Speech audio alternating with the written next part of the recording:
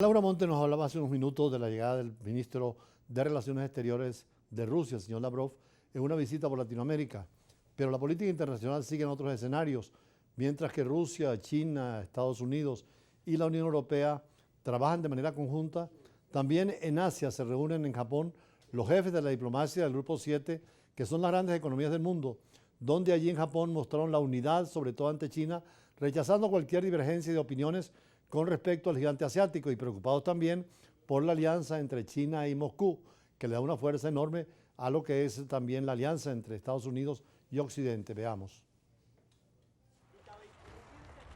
Los jefes de la diplomacia del G7 mostraron el lunes en Japón su unidad ante China, rechazaron cualquier divergencia de opiniones con respecto al gigante asiático. Reunidos en la exclusiva estación de esquí de Karuizawa, a 100 kilómetros de Tokio, los ministros de Relaciones Exteriores de los principales países industrializados dedicaron buena parte de sus discusiones al ascenso de China y reiteraron su apoyo a Ucrania frente a Rusia. El G7, que incluye a Japón, Estados Unidos, Canadá, Alemania, Francia, Italia y Reino Unido, había organizado el domingo por la noche una cena a puertas cerradas sobre China y Corea del Norte. Los ministros condenaron los recientes lanzamientos de misiles norcoreanos y reafirmaron la firme determinación del G7 de no aceptar ningún intento de cambiar el status quo por la fuerza, según un resumen de esa reunión.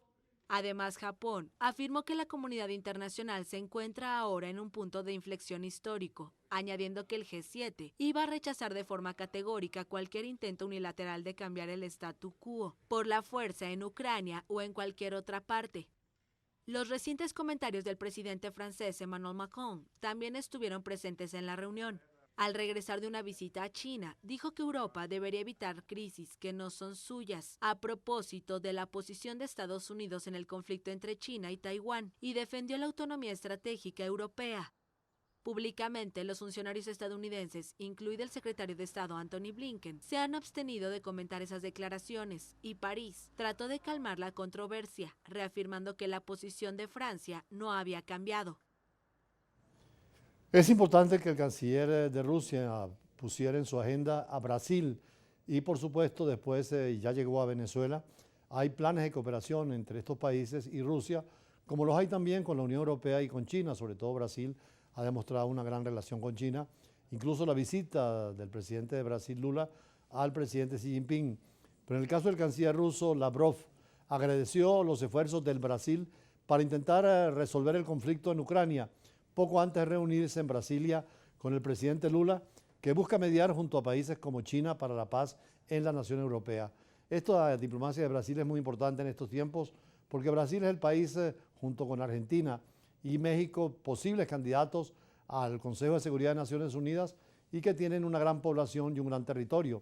Precisamente para terminar y cerrando el programa de hoy, vamos a hacer un análisis sobre esta diplomacia del Brasil en el mundo y sobre todo la visita del presidente Lula a varios países, no solamente de China y en el Extremo Oriente, sino también en el Medio Oriente, en el caso de Qatar y los Emiratos Árabes Unidos. Veamos. Brasil nuevamente juega un papel fundamental como actor de la política internacional en todo el mundo.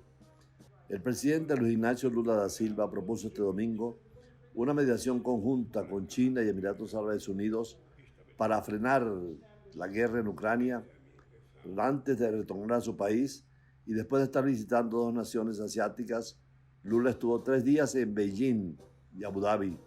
Dijo que también habló con los presidentes de Estados Unidos y China sobre la creación de un grupo de países parecido al G20 de economías avanzadas y así poder mediar en el conflicto entre rusos y ucranianos. Lo dijo expresamente después de hablar con el presidente chino Xi Jinping. También en el día de ayer habló con el jeque de Emiratos Árabes Mohammed bin Zayed Al Nahyan. Días antes, en la visita oficial a la propia China y hablar con Xi Jinping sobre la paz, en eso de encontrar un conjunto de personas que prefieren hablar de paz y no de guerra, es lo que busca Lula. Igual señaló a los periodistas que podría involucrar a otros países de otras regiones y de América Latina. Esta es la tercera presidenta de Lula en Brasil y es un hombre respetado a nivel mundial, y ahora con un sentido más pragmático puede ser un factor fundamental en la paz, mediar entre Europa y Estados Unidos, que siguen construyendo la continuidad de esta guerra, y que tienen que tener en la mesa y decir basta. En el caso de su reunión con Xi Jinping dijo que había dicho que Estados Unidos debía pasar de la iniciativa de la guerra a la paz y empezar a hablar de paz. Para Brasil, muy importante esta gira de Lula, porque permitió alcanzar acuerdos multimillonarios de inversión y comercio con el caso de China y también Emiratos Árabes Unidos, porque todos saben que hace la propuesta de una especie de G20 para la paz cuando se produjo la crisis económica del 2008, que crearon un grupo del G20 para tratar de salvar la economía, y ahora Lula quiere hacer algo parecido. Es importante crear otro tipo de G20 para terminar con esta guerra y establecer la paz y la concordia a nivel universal. Y Lula también señaló que es necesario recoger otra moneda distinta al dólar en el comercio mundial y señaló una nueva moneda para las transacciones entre países miembros del famoso grupo de los países emergentes BRICS, Brasil, Rusia, India, China y Sudáfrica. Con China y con Emiratos Árabes Unidos, Lula logró alcanzar acuerdos multimillonarios de inversión y comercio y también insistir en la propuesta de una especie de G20 para la paz, porque recuerda que cuando se produjo la crisis económica del 2018 se creó rápidamente un grupo del G20 para tratar de salvar la economía. Ahora es necesario e importante crear un tipo parecido al de G20, pero para terminar esta guerra y establecer la paz definitivamente.